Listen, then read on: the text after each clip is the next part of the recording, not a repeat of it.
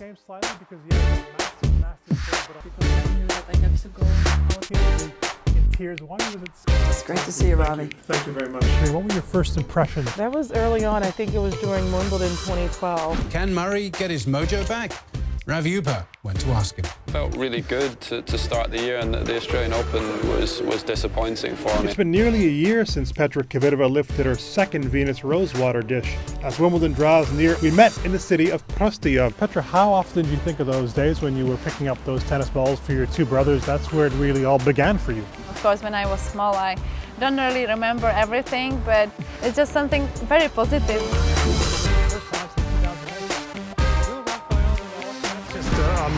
Massive accomplishment. You have to remember this is the first man who's ever done this in tennis, winning the same Grand Slam title 10 times. I had a chance to chat with Rafa yesterday after his win, and the first thing I asked him was, listen, how did he have the belief to get back to this stage after those injury problems the last 3 years?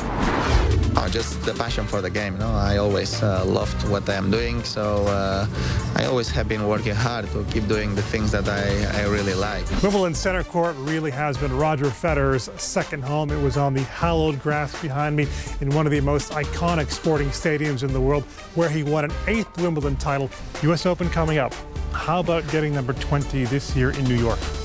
Yeah, that would be a joke if I won 3 slams this year. Huge, and I think, Roger, the fact that he's breezed through the first week, he's looking better. Tennis writer and broadcaster Ravi Ubha is with me. Players are getting coached from the stands. It happens in virtually every match. Doesn't it just become more robotic then? There may be cases where, those signals are being given, saying, okay, if I'm gonna, like in baseball, right? Touch the nose, this is what you do. Ravi, do you believe Nadal when he says he's not even thinking about trying to catch Federer? I certainly do believe Nadal. I can tell you've been covering around 15 years. He's a very, very humble guy, a very genuine guy. When he steps out on the court, probably one of the game's best ever competitors. It's often been said, if you want one player to play for your life in men's tennis, you probably would pick Rafael Nadal. Ravi, I wasn't expecting that level of analysis, but that was absolutely brilliant. It's been pretty noticeable, hasn't it? Very few balls that Osaka's catching cleanly, and her balls usually go through the court. We noticed that. Not yet. Let the Barty party start once again, because Ashley Barty will be the new #1 after winning this Birmingham final.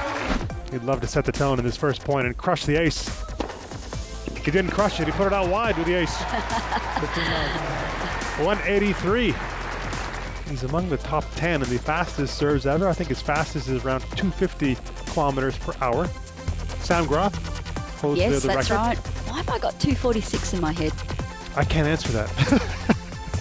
Oh, come on, Ravi.